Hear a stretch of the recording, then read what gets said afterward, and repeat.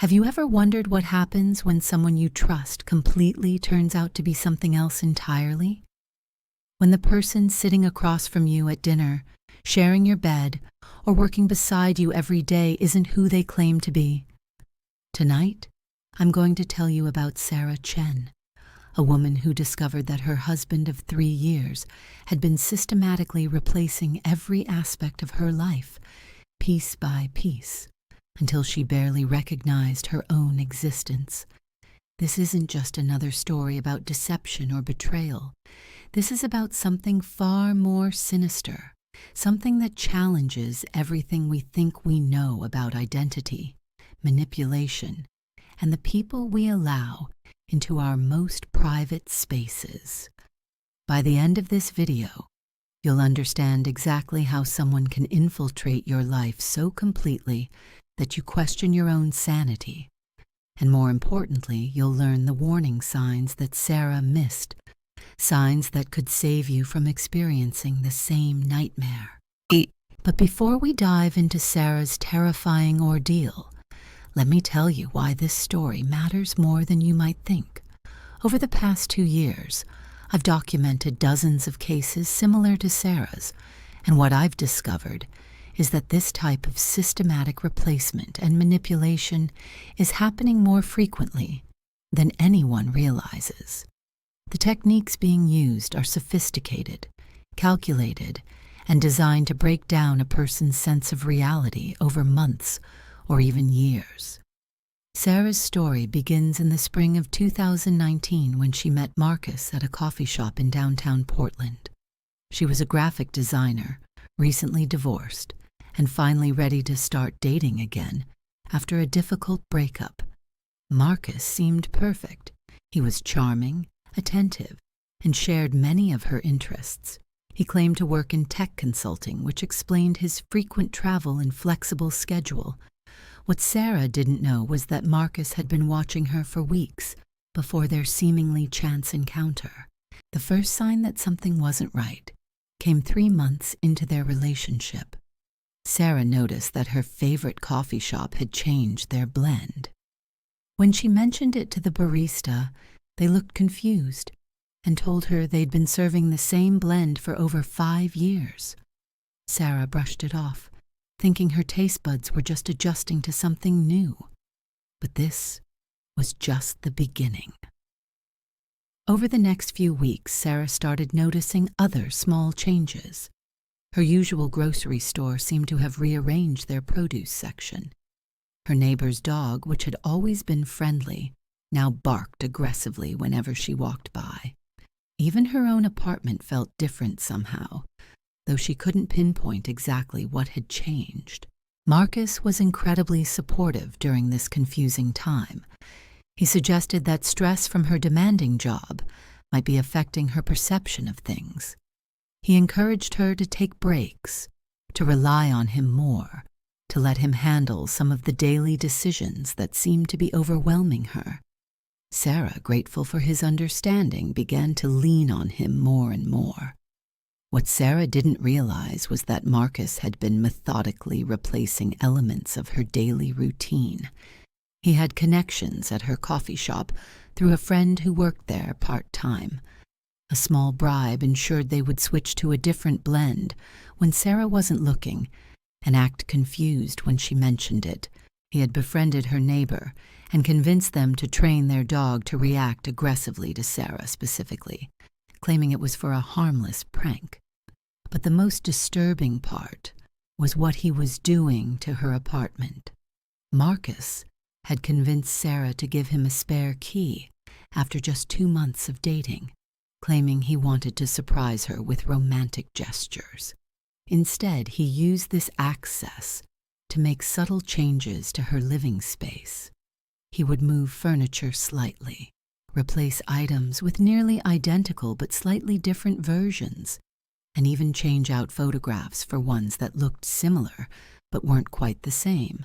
The psychological impact of these changes was devastating. Sarah began to doubt her own memory and perception. She started keeping a journal, trying to track the changes she noticed, but Marcus would often find reasons to be in her apartment when she wasn't there, and the journal entries would mysteriously disappear or be altered. 6 months into their relationship, Marcus suggested they move in together. Sarah, who was feeling increasingly disconnected from her own life, agreed. She thought that sharing a space with someone she loved might help her feel more grounded, more secure in her own reality.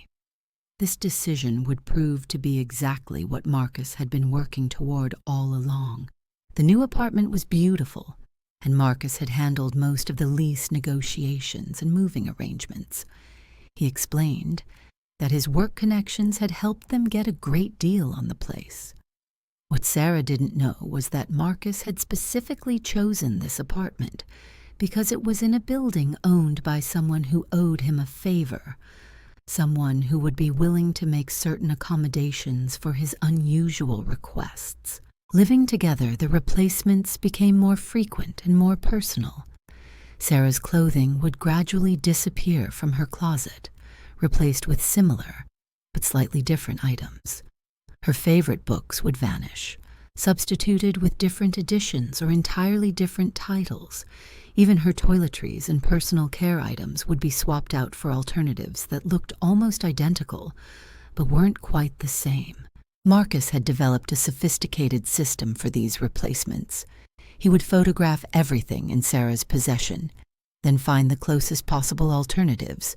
He had accounts with multiple online retailers and had even established relationships with local thrift stores and consignment shops to source items that would match Sarah's aesthetic but weren't her actual belongings.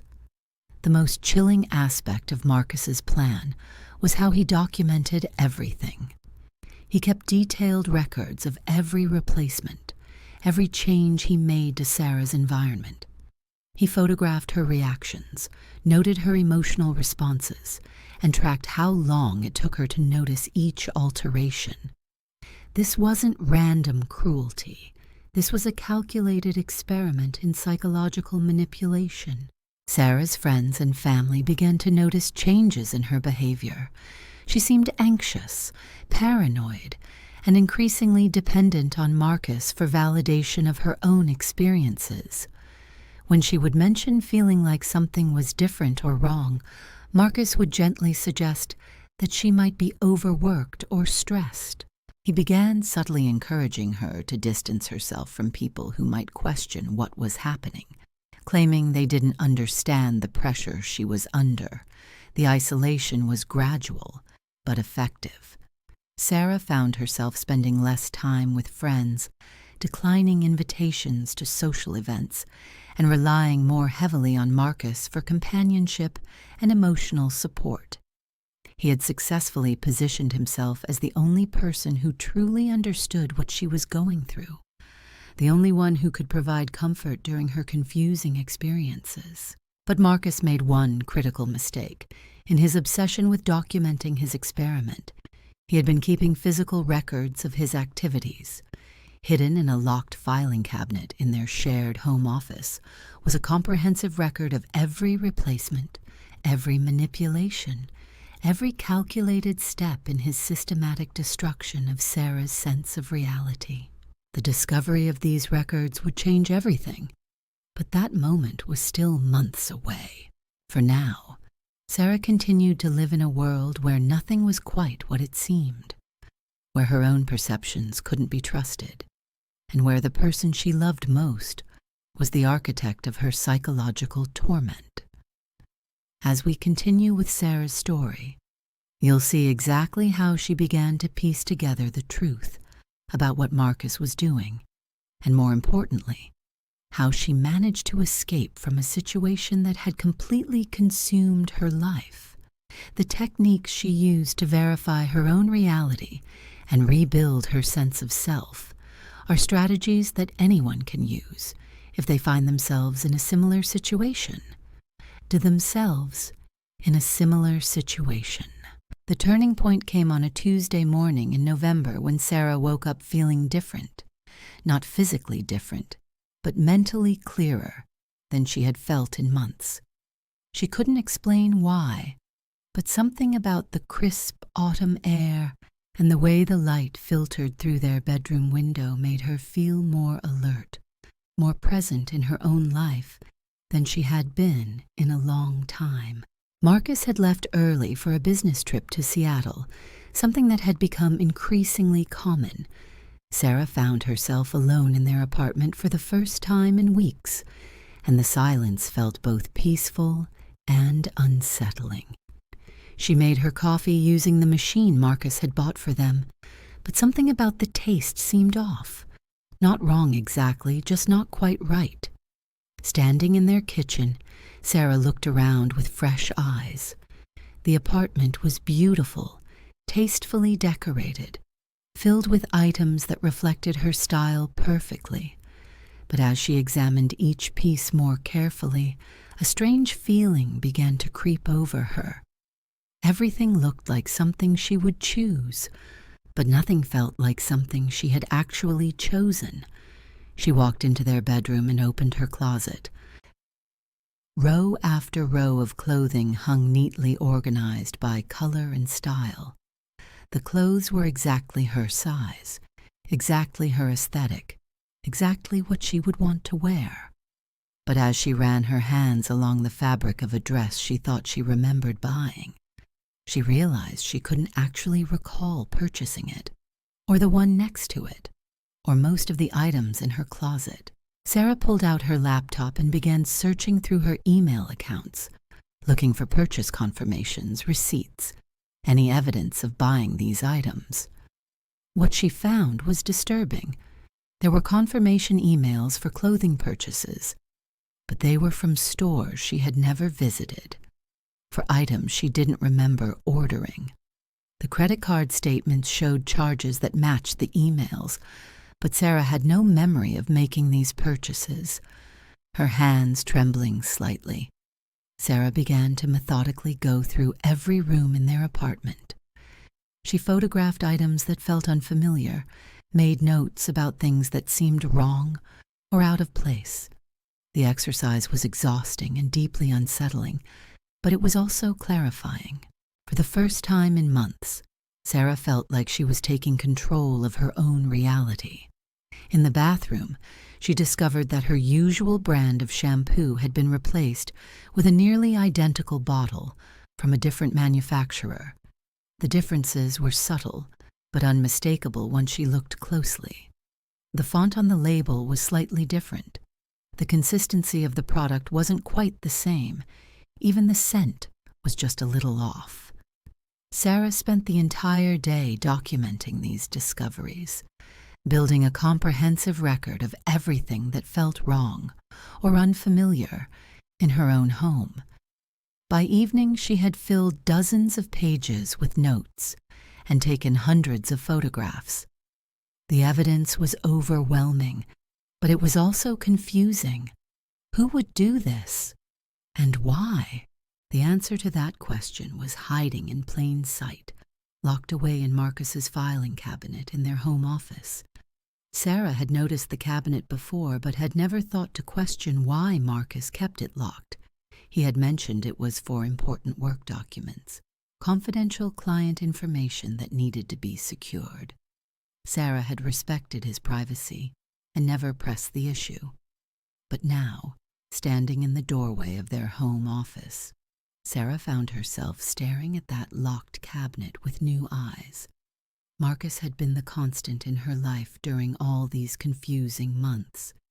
He had been supportive, understanding, helpful, but he had also been present for every strange occurrence, every moment of doubt, every instance where Sarah had questioned her own perception of reality. Sarah tried the handle of the filing cabinet, knowing it would be locked but needing to confirm it. The metal was cold under her fingers, and the mechanism didn't budge. She searched Marcus's desk drawers, looking for a key, but found nothing. She checked his bedside table, his dresser, even the kitchen junk drawer. No key. That night, Sarah lay awake in their bed, staring at the ceiling and trying to make sense of everything she had discovered. The logical part of her mind insisted that there had to be a reasonable explanation. Maybe she was experiencing some kind of memory problem. Maybe the stress of the past year had affected her more than she realized. Maybe Marcus was right to be concerned about her mental state, but another part of her, a part that had been growing stronger throughout the day, whispered that something much more sinister was happening. This part of her mind pointed out that Marcus always seemed to have explanations for the strange things she noticed. He was always there to comfort her when she felt confused or disoriented. He was always ready with a logical reason why her perceptions might be unreliable. The next morning, Marcus called from Seattle to check on her. His voice was warm and caring, asking how she was feeling, whether she had slept well, if anything unusual had happened while he was away. Sarah found herself lying, telling him everything was fine, that she had had a quiet, uneventful day. After hanging up, Sarah realized that lying to Marcus had felt natural, instinctive. Some part of her had automatically decided not to share her discoveries with him. This realization was both frightening and empowering. If she couldn't trust Marcus with the truth about what she was experiencing, then maybe she couldn't trust Marcus at all. Sarah spent Marcus's absence conducting what she began to think of as her investigation. She contacted the landlord of their building, claiming she needed information for insurance purposes. She learned that Marcus had indeed handled all the lease negotiations. But more disturbing was the landlord's casual mention that Marcus had requested and received keys to the apartment weeks before Sarah had even seen the place. She called her former neighbors at her old apartment, the ones with the aggressive dog. When she mentioned the change in their pet's behavior, they laughed and told her about how Marcus had approached them months ago, claiming to be planning a surprise party for Sarah and asking if they could help by training their dog to act protective around her. They thought it was sweet that he cared so much about her security. Each piece of information Sarah gathered painted a clearer picture of systematic manipulation. Marcus hadn't just been a passive observer of her confusion. He had been the architect of it, carefully constructing a reality designed to make her question her own sanity and become increasingly dependent on him for validation and support. The most damning evidence came when Sarah contacted her old coffee shop. She spoke with the manager, who remembered her as a regular customer. When Sarah asked about changes to their coffee blend, the manager confirmed that they had indeed switched blends temporarily at the request of a customer's boyfriend, who claimed to be planning a surprise. The boyfriend had paid them to use a different blend when Sarah came in, and to act confused if she mentioned the change. Sarah felt sick. Every strange occurrence, every moment of doubt, every instance where she had questioned her own perception had been carefully orchestrated.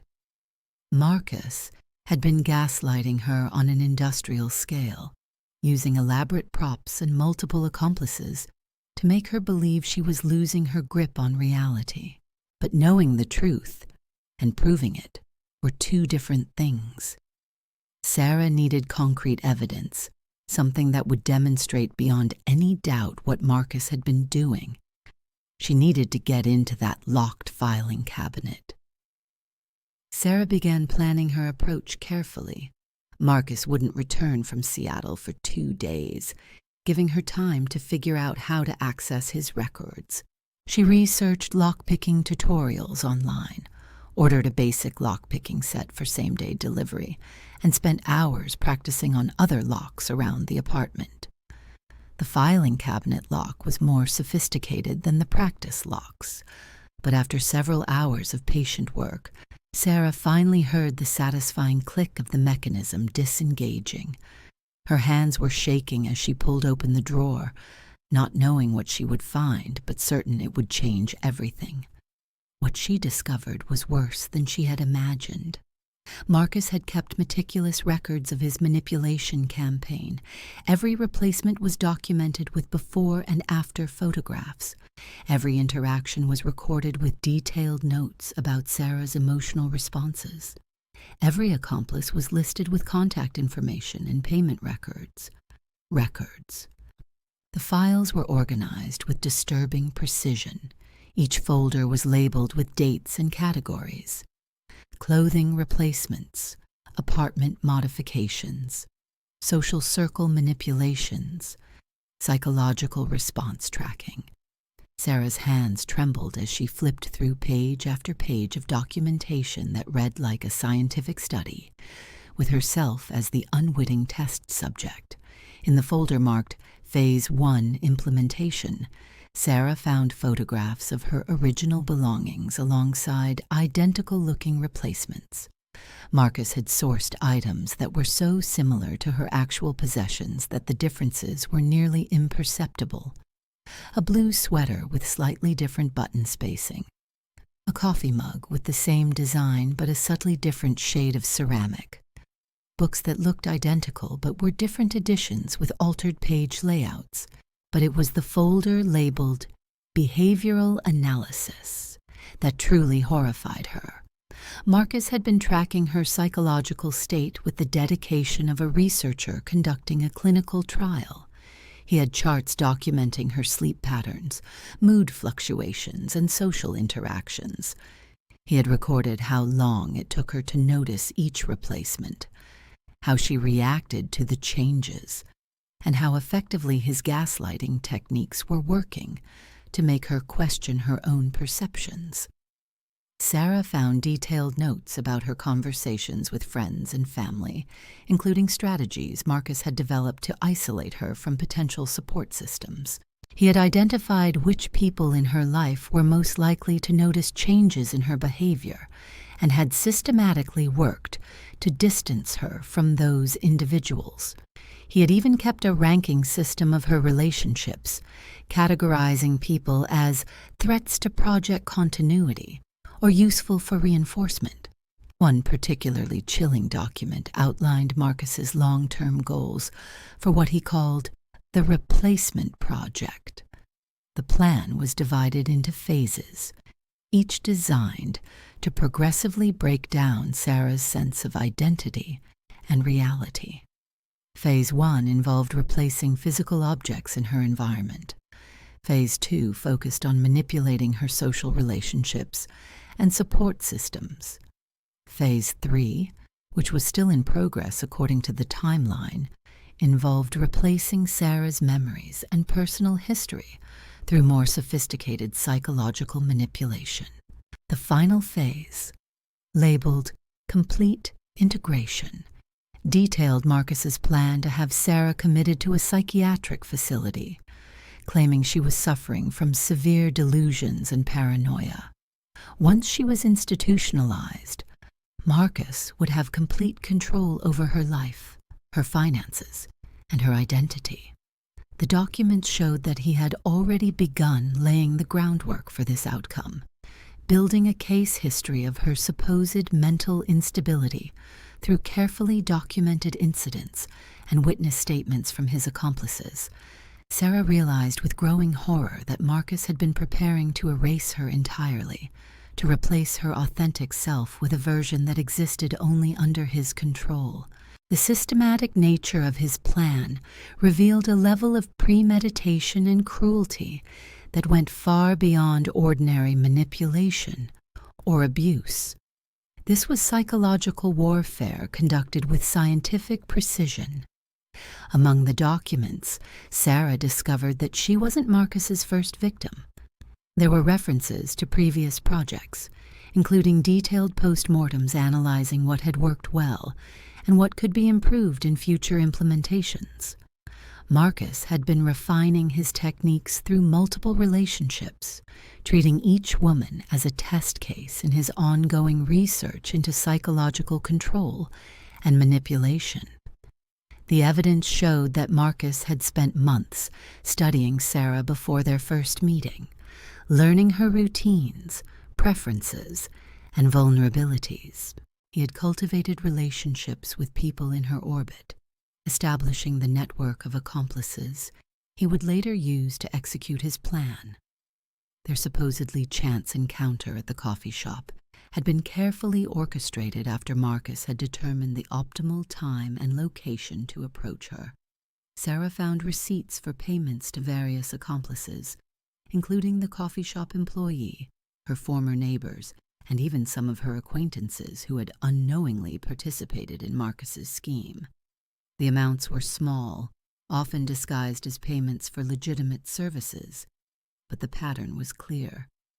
Marcus had been paying people throughout Sarah's life to participate in her psychological manipulation.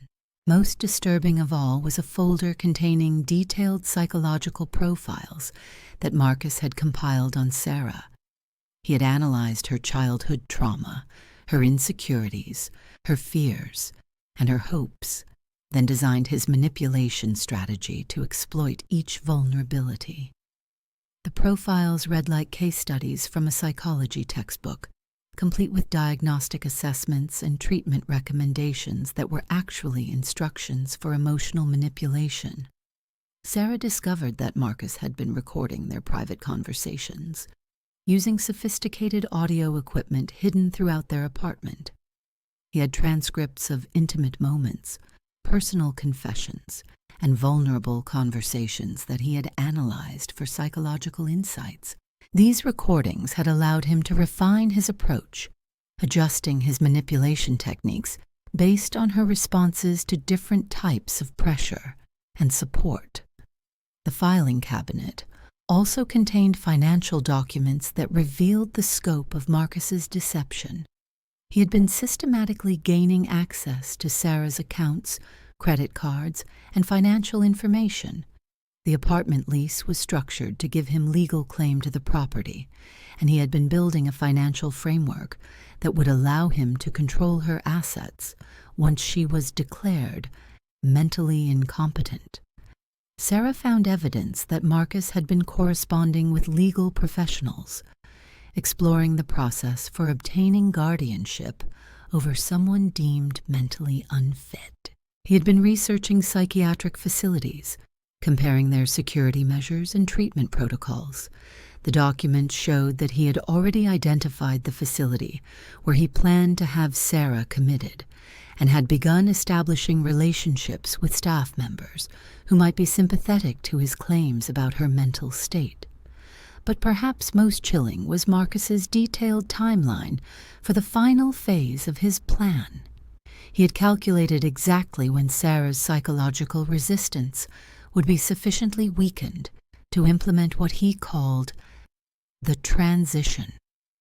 According to his projections, she would be ready for institutionalization within the next 6 weeks. He had already begun preparing the narrative he would present to mental health professionals, complete with fabricated incidents and forged medical records.